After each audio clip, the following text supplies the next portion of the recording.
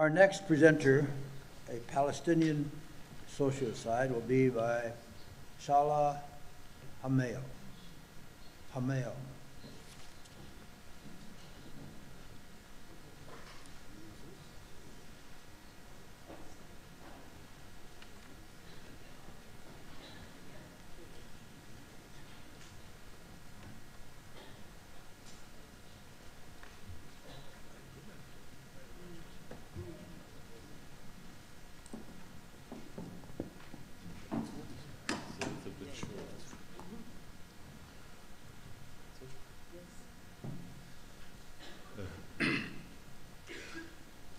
Ladies and gentlemen, good afternoon.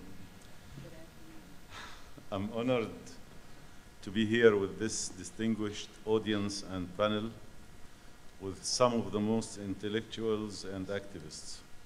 I would also like to thank the organizers of the Russell Tribunal in Palestine for inviting me to speak at this international forum. First, let me start with a clarification. My name is Saleh Abdel Jawad. S-A-L-E-H-A-B-D-A-L-J-A-W-A-D, and not Saleh Hamayel. Hamayel is the clan name of my ancestors. The name was imposed to my family by the Israelis only a few weeks after they occupied the West Bank, including my town El Bira in 1967. The anthropologist of the Israeli academia, same-time officers in the Israeli army, thought that imposing old clanic and tribal names will facilitate the identification and control of the population and will renew and enforce the internal division of the population. Control and division are among the many methods to dominate Palestinian society. Another clarification. Questions, evoked by especially Mr. William Shapas about if it is adequate to use a new term. So I will change a little bit in my intervention to say that the use of sociocide is essential and so important because we are facing a completely unique situation. The continuous Israeli-Palestinian conflict for more than 1 century has generated a plethora of literature which covered all aspects of this conflict, including precise recordings of power, policies, and human rights abuses. In this library of anguish, relatively few works provide an accurate theoretical framework for understanding the overall processes of Israeli domination over Palestinians. Behind this library lies an underlying structure with deeper meanings of oppression. In the last 15 years, many terms and concepts appear to describe these policies and to present a framework to understand Israeli colonial, settler, exclusionist system in Palestine. We have the term economic de-development of Sarah Roy, politicide of Baruch Kemmerling, cultural side Omar Barghouthi, spacocide Sari Hanafi, symbolic genocide Leif Grenberg, matrix of control Jeff Halper, domicide Alan Jokes, and many who use the term apartheid. But of these many terms, the term apartheid has become the dominant, especially after the building of the separation wall. The subject of terms, let be very clear, the subject of terms and concept is not an academic debate. It is a matter of life and death for Palestinian national movement. I would like to emphasize that terminology is of great importance. Inaccurately framing this is like inaccurately diagnosing a sick patient and offering the wrong medication. In all cases, the situation of the patient will deteriorate if we diagnose him wrongly and give him the bad medication, and it might possibly lead to death. Therefore, the accurate diagnosis of Israeli policies is essential. I admit that apartheid is a seducing term. First, it's a known concept with negative connotations. The moment you say apartheid, the South African case of exploitation and racial segregation comes to mind. The term also, apartheid, can mobilize masses and world public opinion easily. And finally, the term has its roots and existence in international law. The problem is that this concept is not an accurate concept for the situation. It's not accurate, or let's say fully accurate, to describe what has happened and is currently happening to the Palestinians. As Desmond Tutu said, maybe I don't need to quote him, but he said that we have the same, I noticed the same thing what happened in South Africa. Moreover, I saw or read about things that did not happen even in the apartheid system. While it is true that there are similarities between South African apartheid system and Israeli policies, there are also many, many differences, which bring me to this uniqueness of the situation. Racial segregation in South Africa between blacks, I'm talking now about similarities. Racial segregation between blacks and whites is similar to the segregation in Palestine between Jews and non-Jews. Moreover, the power dynamics between the superiority of the colonizers are also there. But in the Israeli case, it is far worse because it is a superiority based on religion. Similarly, Israelis control the fertile land, prevent Palestinians from having their civil and political rights, and have created Bantustans. Even in the Palestinian case, the Israeli Bantustans are worse, because in the Israeli case, the Bantustans is not only to separate between Palestinians and Israelis, but from Palestinians amongst themselves. However, there is a big difference on the ground. The blacks in South Africa remained, even after a century of white colonization, the majority. Contrary, now the Palestinians on the land of Palestine, historical Palestine, they are the minority. Contrary to South Africa, which is the end became isolated and sanctioned by the West, Israel still benefits from special treatment and unique and unconditional support. But the most important difference between us and South Africa is about the objectives of the colonizers. In South Africa, the blacks were to be exploited, and they are the main labor force, especially in mines and manual jobs. In the Israeli model, inspired by the North American model, the Arabs, like American Indians, were not part of the planned labor force.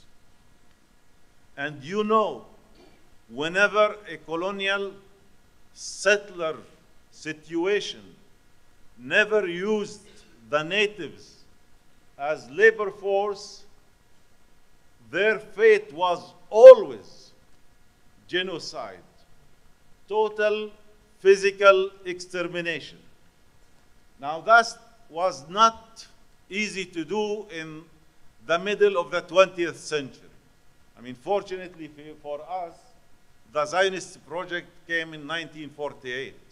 It was too late to duplicate what happened for the Indians of North America. Mass media was there. The Convention Against Genocide of 1948 was there. Nuremberg trials were there. Palestinians were part of the Arab world. They could like move toward Jordan, Syria, Lebanon, Egypt, while here the Indians were condemned of being exterminated. To summarize, Palestinian Arabs, like Indians in North America, were not to be by any means part of the new colonial entity. I'm not the first one to state that Israeli policies embody more than the term apartheid. Still, there are people who want to use the concept for different reasons. One of them, because this term is rooted in the international law. Another reason, because they don't have in mind another concept to describe the situation. But some use the term apartheid because in qualifying the system as apartheid, it means that we Palestinians are facing another South African case, meaning that there is a hope to resolve the conflict through one binational state. And I don't think, I share with Professor Galton, I don't think that the two-state solutions was feasible since the start, and I also think that the binational one-state solution is not feasible. I mean, let's be serious. If the Israelis don't want to give the Palestinians even part of the remaining 22%, why they should, because if there will be a binational state, they will give them 50%. I mean, yes or no?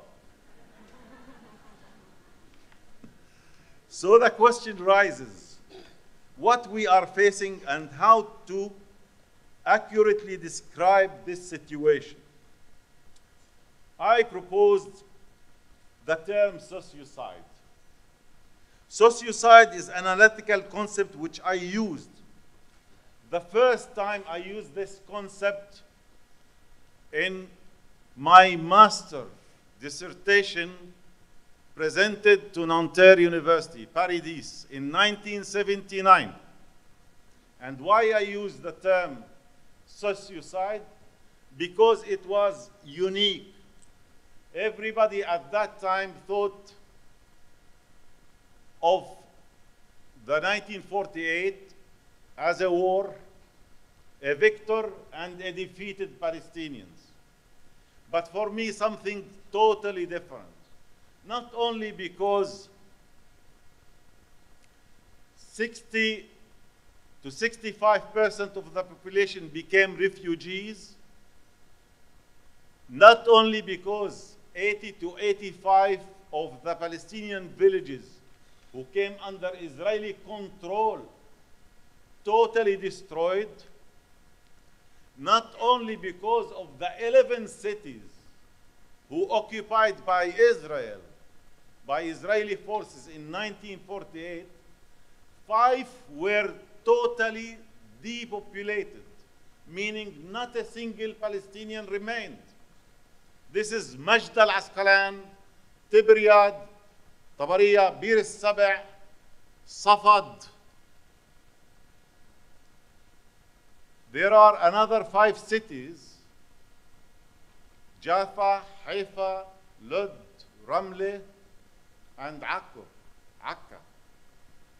Only few thousands remained.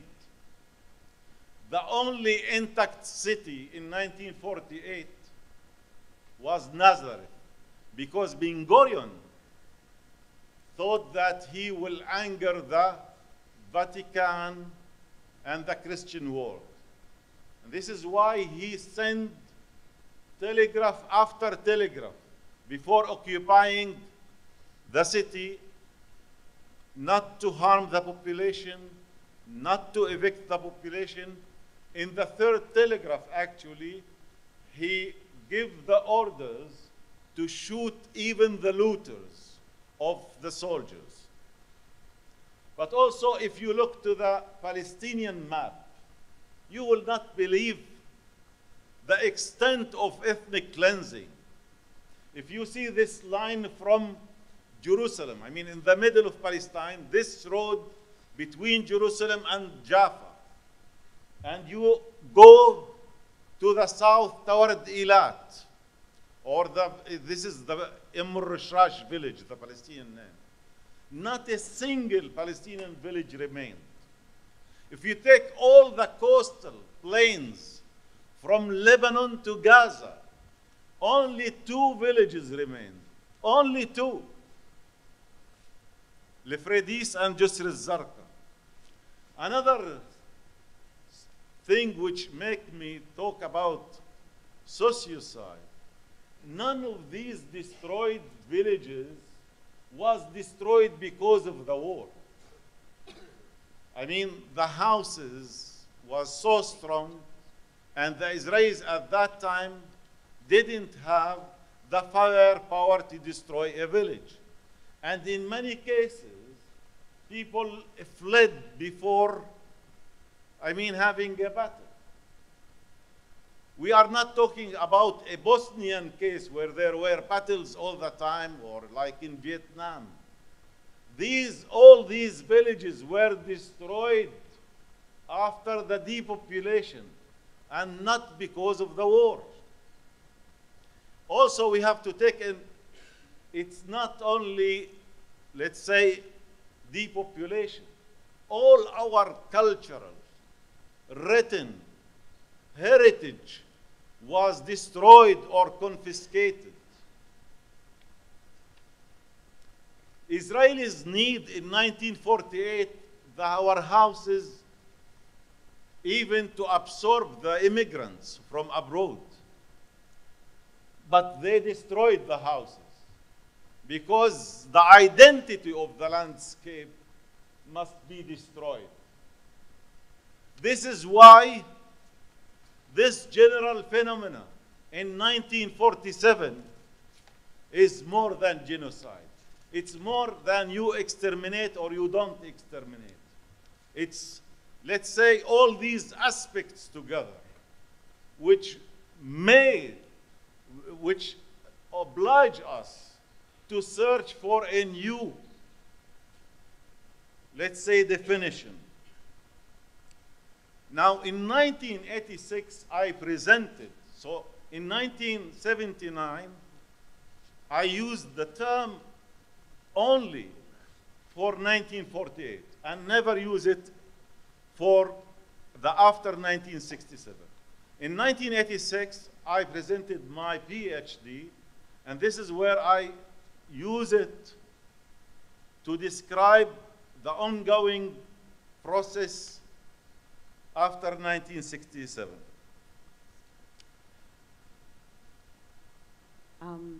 If you could give us whatever you have left in 1 minute. Give me 3 minutes. So. Let's do 2.5. We're at the bazaar. Okay. Okay. The concept. So the concept of sociocide denotes the processes that are used for achieving the total destruction of Palestinians, not only as a political national group, this is very important, but also as a society.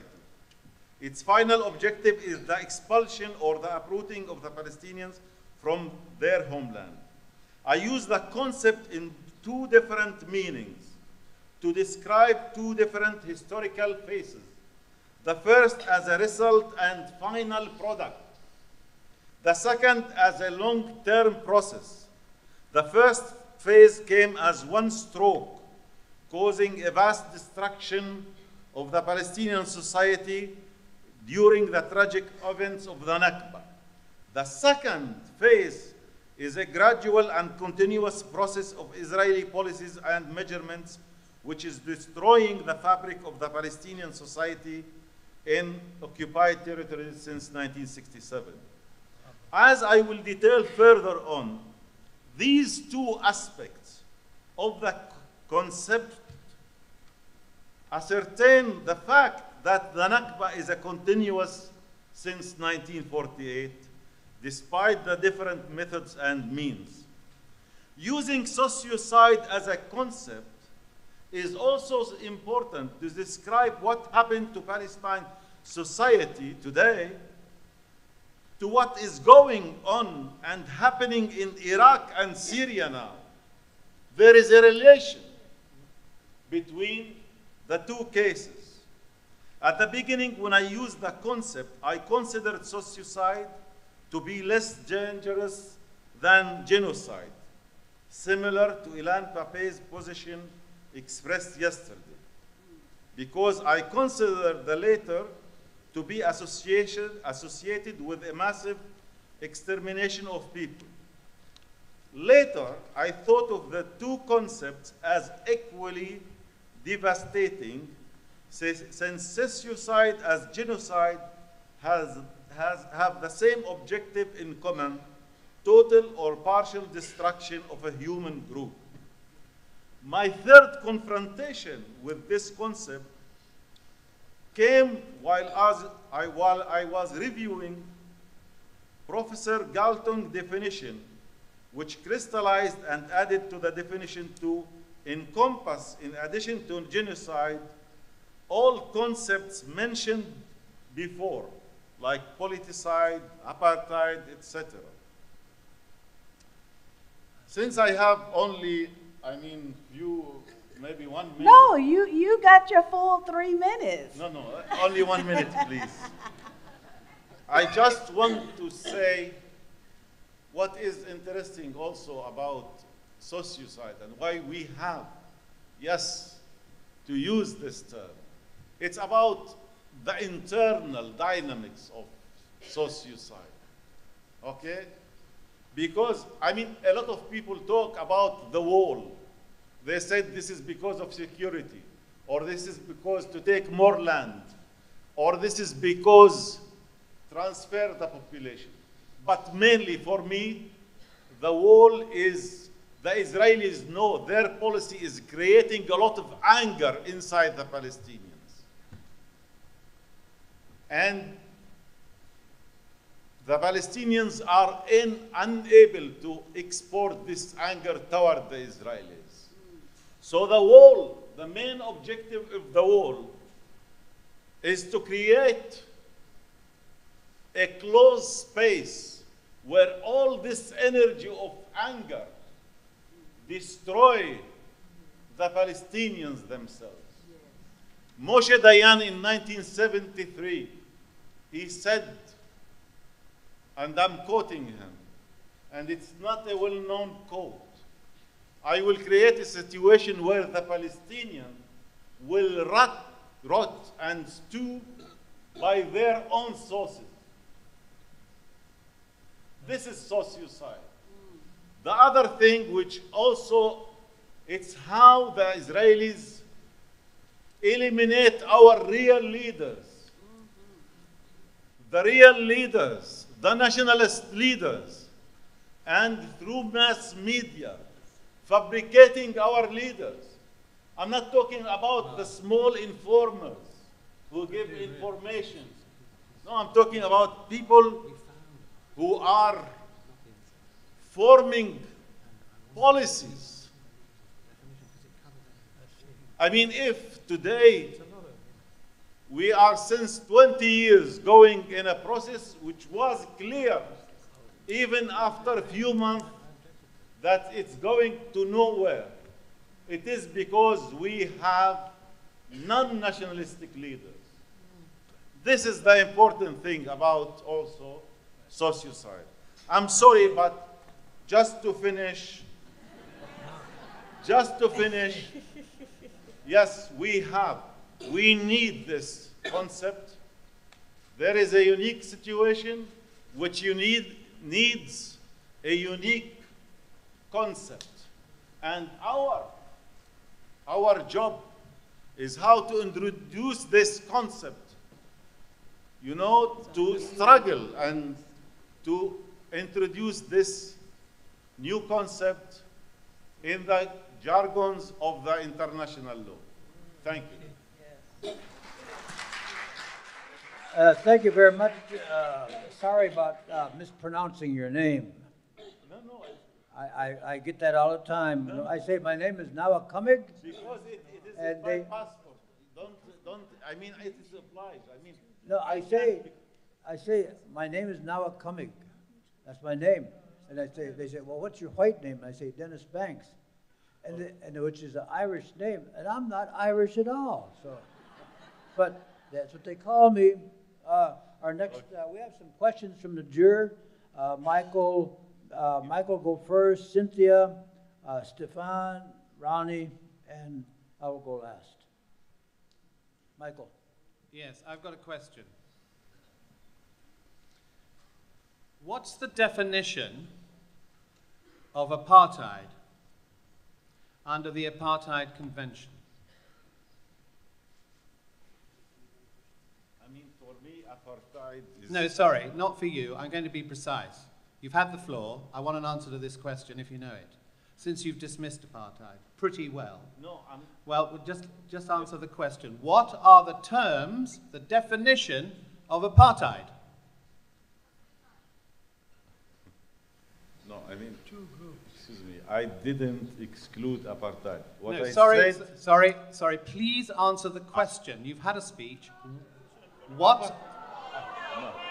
No. I think the witness is being badgered here.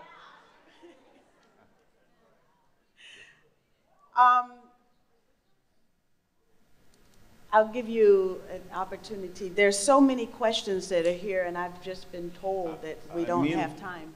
Well, may I just follow it up then, and we'll leave Yes. that. The apartheid definition I'll read out. Because what I want to suggest is that everything you said is included in an existing definition of a crime that can be pursued. The convention describes it as inhuman acts committed for the purpose of establishing and maintaining domination by one racial group of persons over any other racial group of persons and systematically oppressing them. This was something that this tribunal found against Israel in our last session. In addition, one further matter. The Apartheid Convention also prohibits and includes ethnic cleansing, specifically Article 2B(c)(d) of the Convention preventing the crime of apartheid. So all I want to say to you is that everything you've said is already there in crimes, I'm afraid. Okay, can I answer? I mean, I will give you an example to show you that it's not there. In South Africa, the blacks were unable to swim with the whites with their beaches. But at least they have their own beaches. In Palestine, we are in the West Bank, don't have 1 meter on the Mediterranean Sea. We don't all Palestinians in the West Bank never went to the sea since 17 years. So this is different. I will. In Palestine, in South Africa, I will tell you, I am from a town called El Bira. Between El Bira and Bitin is only 1 kilometer. In South Africa, the 1 kilometer will remain 1 kilometer. In the Palestinian case, we have to walk, we have to go 24 kilometers to arrive to the other village. To come here, I was unable to go through Lod Airport. A black used to take maybe Cape Town Airport or Johannesburg. But as a Palestinian, I was obliged to spend 8 hours in a journey to go to Amman. I am obliged to sleep in Amman and to come here. The time the Israelis are occupying even our ability to organize and to program our life. This didn't happen in apartheid. So we have totally different, can give No, I'm at least sorry. 100 examples why it's different from apartheid. It's not different. It's different from South Africa. Okay, The point okay, I'm simply making. Michael, because there are more people who want to speak, and I'm the next person who wants to speak. I would like to attach my remarks as well, or join my remarks with our witness, Saleh Abdel Jawad, because I'm not Scottish. My name was changed. And so, I agree with our witness who happens to say that apartheid isn't enough. Because from my people inside the United States, I don't know what religion, I don't know what country, I don't know what region from Africa. I mean, there's so much I don't know about my identity. And I have a right to have my identity.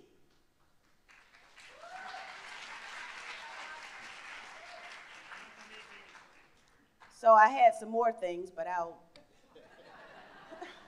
the chairman tells me I got to shut up. Yeah.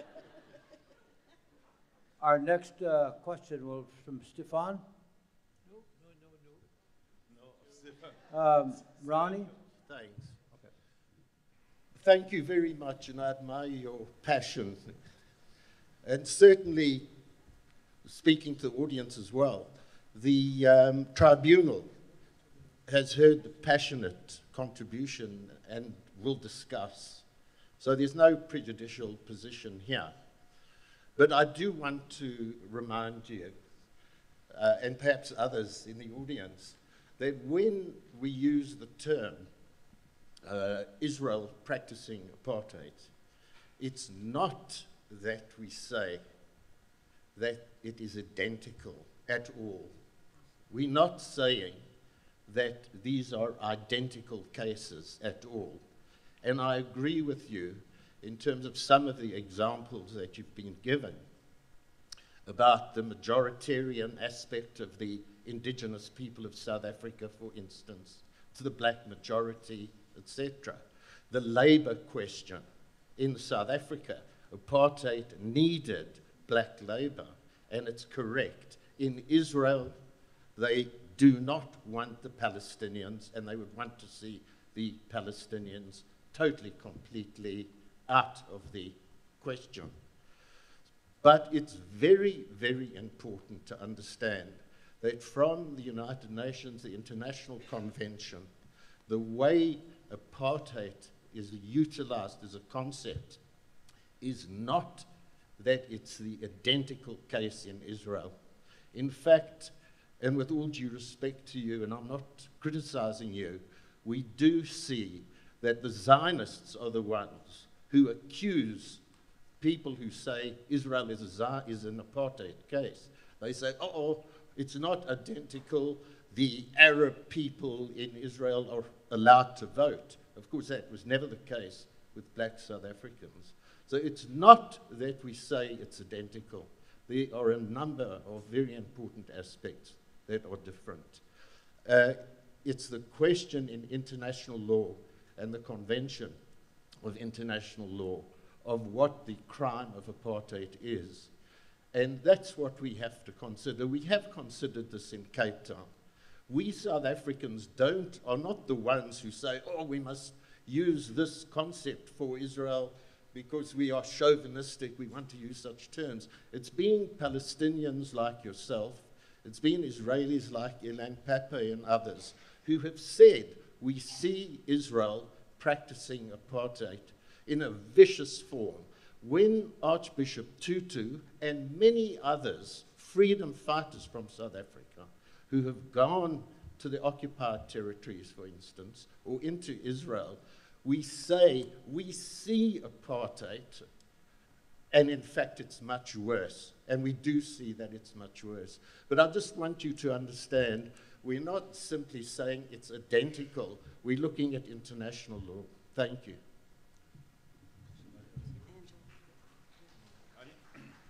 I mean, about that Arabs in Israel vote, this only related to Palestinians who are inside Israel. I was, describing the situation of the Palestinians in what happened in 1948 as destruction and what happening to the population in the West Bank.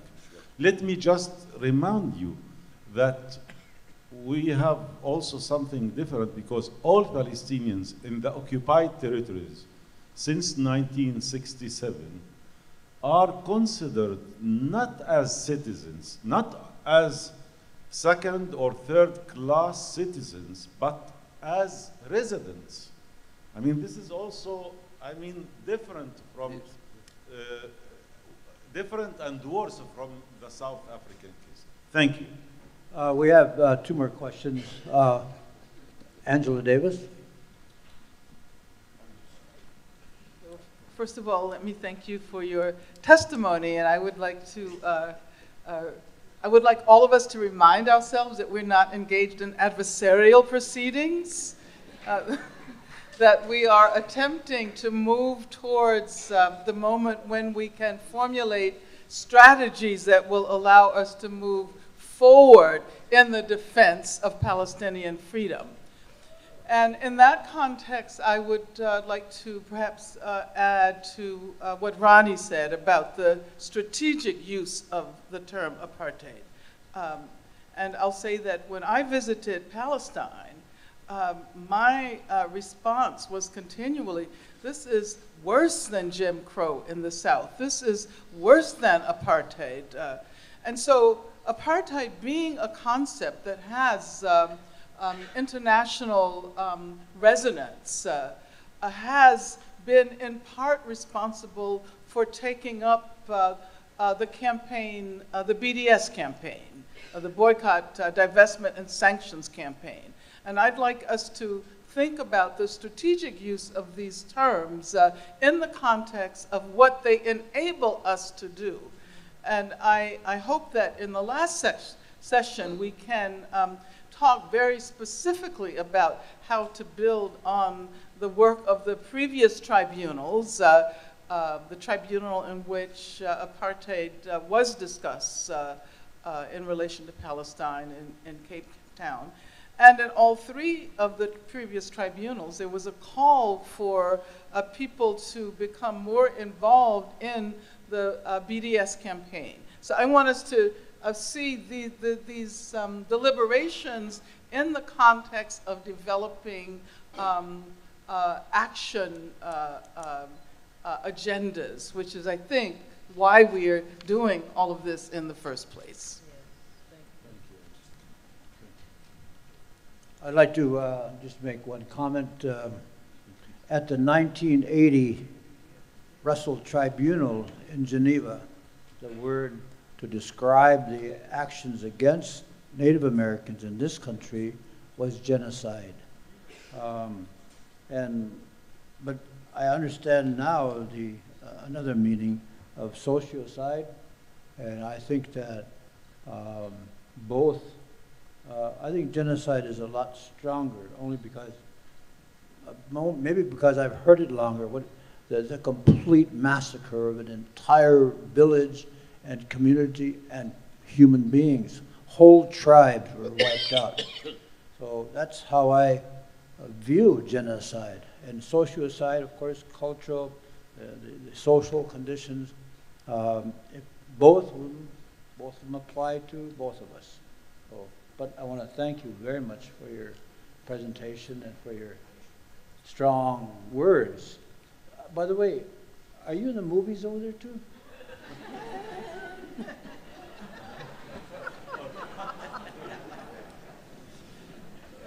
Bravo, vous avez raison.